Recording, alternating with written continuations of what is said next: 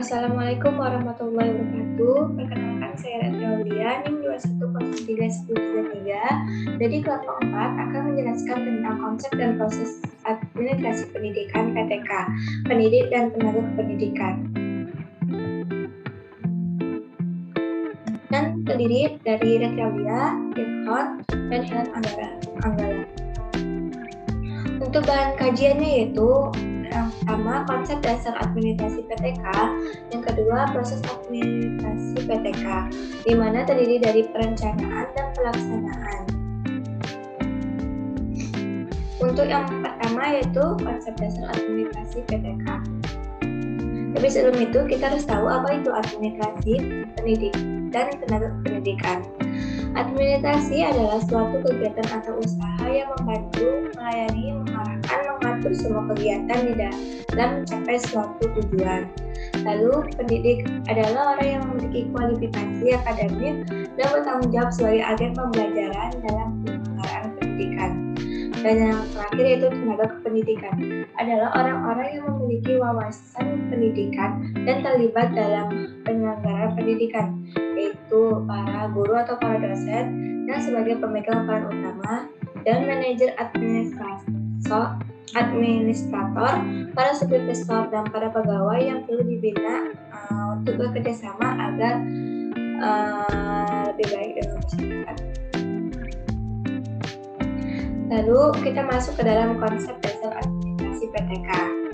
Administrasi pendidik dan tenaga kependidikan yang disebut PTK adalah proses keseluruhan kegiatan pendidik yang meliputi perencanaan, pengorganisasian, pengarahan, pelaporan, dan pengkoordinasian serta pengawasan dengan menggunakan atau memanfaatkan fasilitas yang tersedia baik personal, material maupun spiritual untuk mencapai tujuan pendidikan secara efektif dan efisien.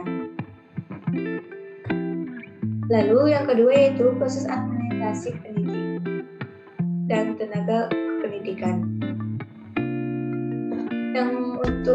Yang pertama yaitu perencanaan, yaitu proses perencanaan pada administrasi PTK dimulai dengan pengadaan tenaga kependidikan seperti seleksi, selanjutnya penempatan dan pengadaan.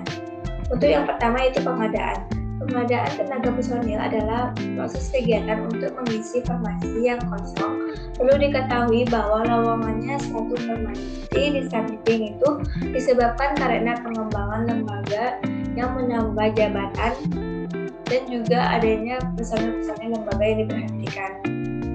Lalu ada seleksi, yaitu melakukan seleksi personal reference atau employment reference yang dapat dilakukan melalui dokumen-dokumen atau berkas lamaran yang masuk dan dapat pula dilakukan melalui kontak-kontak komunikasi lainnya.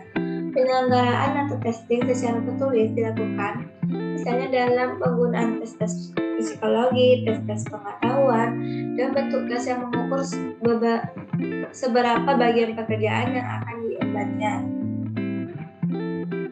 Lalu, Penempatan merupakan tindakan pengaturan atas seseorang untuk menempati suatu posisi atau jabatan. Meskipun tindakan penempatan ini mengandung unsur uji coba yang menyebabkan adanya tindakan penempatan kembali. Namun pada dasarnya penempatan tenaga kependidikan merupakan tindakan yang menentukan keluaran, di mana tindakan penempatan merupakan tindakan terpadu antara apa yang didapat tenaga baru diperlihatkan dengan tuntutan-tuntutan pekerjaan, kewajiban-kewajiban, dan hal-hal yang ditawarkan dari jabatan tersebut. Lalu yang kedua yaitu pelaksanaan. Pelaksanaan atau penyelenggaraan pendidikan atau satuan pendidikan dalam bentuk finansial secara berkala sesuai dengan peraturan perundang-undangan. Yang pertama ada orientasi, yaitu upaya memperkenalkan seorang tenaga pendidikan yang baru terhadap situasi dan kondisi pekerjaan atau jabatannya. Tujuannya agar seseorang ini secepatnya dapat menyelesaikan diri terhadap orang-orang, yaitu tenaga kependidikan lainnya atau para peserta didik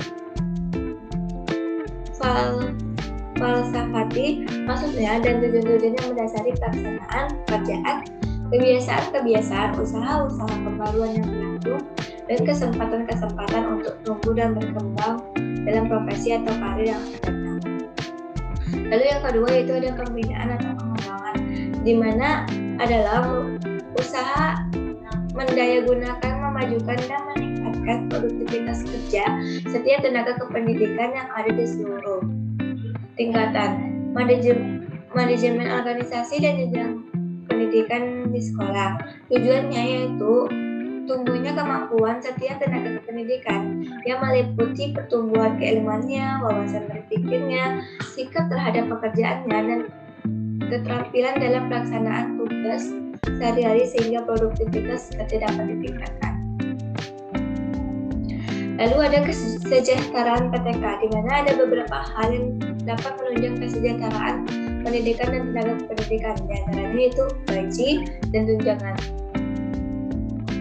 Gaji di dalam Undang-Undang Nomor 14 Tahun 2005 tentang guru dan dosen dinyatakan bahwa yang dimaksud dengan gaji adalah hak yang diterima oleh guru atau dosen atas pekerjaannya dan penyelenggaraan pendidikan atau suatu pendidikan dalam bentuk finansial secara berkala.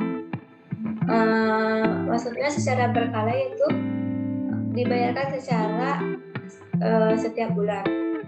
Lalu ada tunjangan, di mana tunjangan ini adalah orang-orang yang memiliki wawasan pendidikan dan terlibat dalam tugas penyelenggaraan pendidikan, yaitu para guru, dosen sebagai pemegang peran utama. Dan tunjangan ini dialokasikan dalam anggaran pendapatan dan belanja negara APBN atau anggaran pendapat belanja daerah atau APBD. Hal ini dinyatakan pada pasal 16 ayat 2 dan 3 Undang-Undang Nomor 14 Tahun 2005 tentang guru dan dosen, tapi boleh juga dialokasi oleh APBD. Lalu ada penghargaan.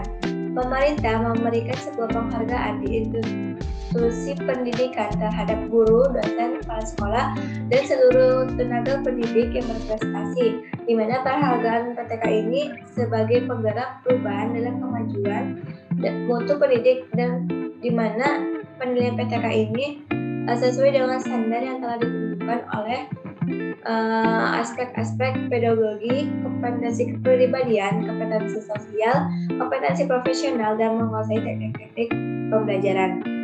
Lalu ada cuti. Cuti adalah termasuk salah satu hak yang dimiliki oleh penduduk dan tenaga kependidikan, di mana cuti adalah keadaan yang tidak bisa masuk kerja dengan diizinkan dalam jangka waktu tertentu. Di sini cuti memiliki beberapa jenis, yaitu pertama cuti tahunan, kedua cuti besar, yang ketiga cuti bersalin, yang keempat cuti sakit, dan yang kelima cuti karena hal yang penting. Lalu ada kenaikan pangkat PTK. Setiap personel berhak memperoleh kenaikan pangkat apabila telah memenuhi persyaratan yang diperlukan untuk kenaikan pangkat tersebut. Kenaikan pangkat bukan saja adalah hak yang ditetapkan oleh setiap personel, tapi juga sekaligus sebagai pemberian penghargaan kepada personel yang bersangkutan atas jeripaya pengabdiannya. Karena itulah kenaikan pangkat yang dapat mempunyai nilai motivasinya tinggi. Lalu yang terakhir yaitu pensiun dan pemberhentian tenaga kependidikan, di mana kependidikan pensiun merupakan hak tenaga pendidik dan kependidikan, di mana fungsi LSDM ini berkaitan dengan merumuskan syarat-syarat dan kondisi-kondisi yang memberikan kejelasan pedoman bagi pemenuhan hak pensiun.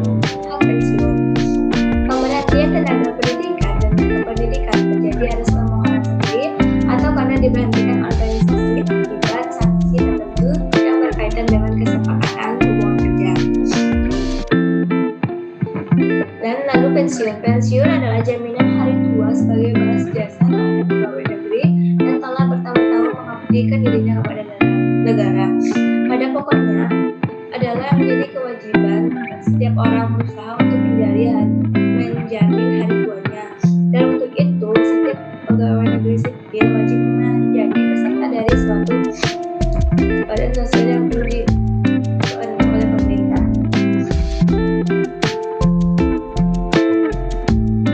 Baik, itu saja yang bisa saya jelaskan. Mohon maaf bila ada kesalahan kata atau tidak sesuai. Saya mengundur diri.